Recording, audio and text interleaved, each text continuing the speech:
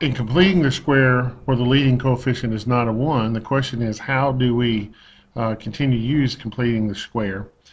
And in order to do that on this polynomial equation, we have to get rid of the 3 leading coefficient by dividing everything in the equation by 3. So we're going to take everything divided by 3. That's going to give us some fractions, but that's okay. So let's rewrite what we have after we've divided everything by 3.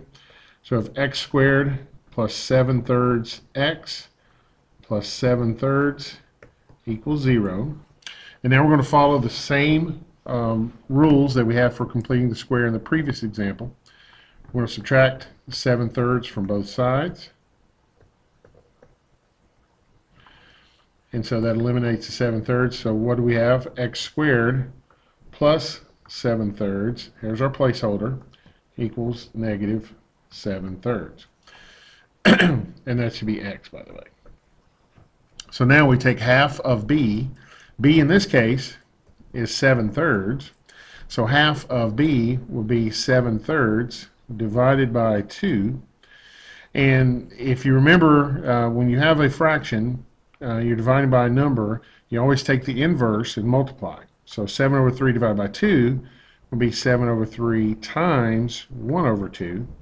So that equals 7/6.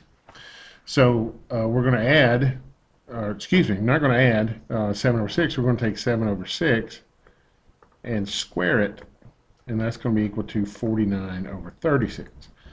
So for the both sides of the equation, we're going to add 49/36.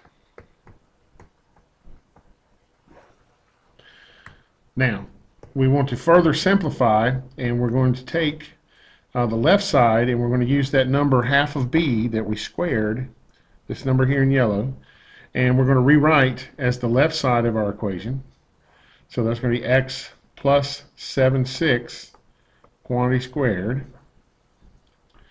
And we're going to take the right side of the equation, and we need to figure out what is 49/36 minus 7/3.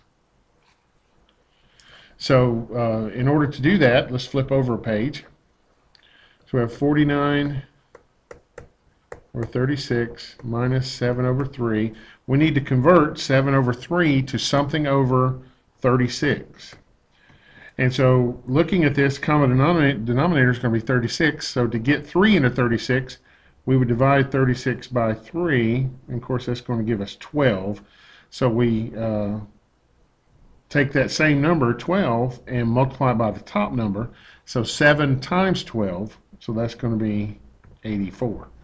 So what we have is 49/36 minus, and now we have 7/3 written in 36, so that's 84/36.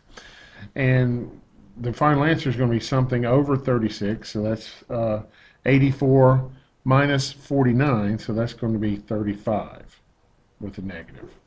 So the answer to that 49/36 minus 7/3 is negative 35/36. So we can go back and rewrite that. Negative 35/36. Now we use the same principles we used before. We're going to take the square root of both sides. The square root of x plus 7/6 quantity squared, and the square root of negative 35/36. The left side is going to reduce to x plus 7/6. The right side, we need to factor out a -1 because we can't take the square root of a negative number. So let's rewrite it as the square root of -1 times the square root of 35/36.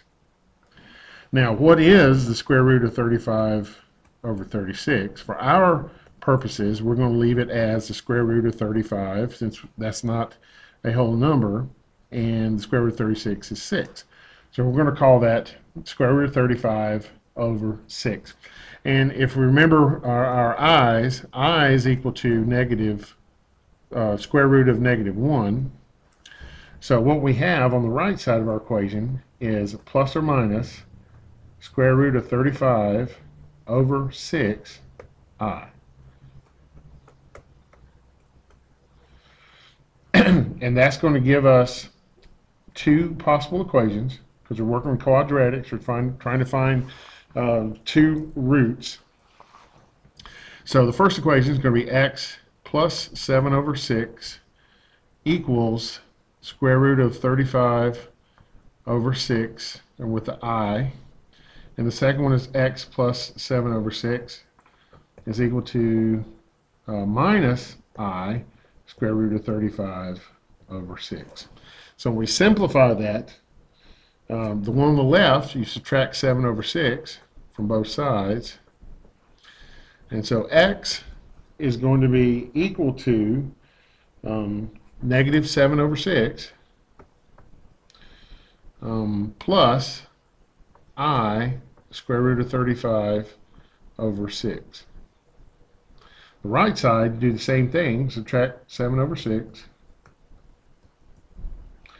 In this case, it's going to be, x is going to be equal to negative 7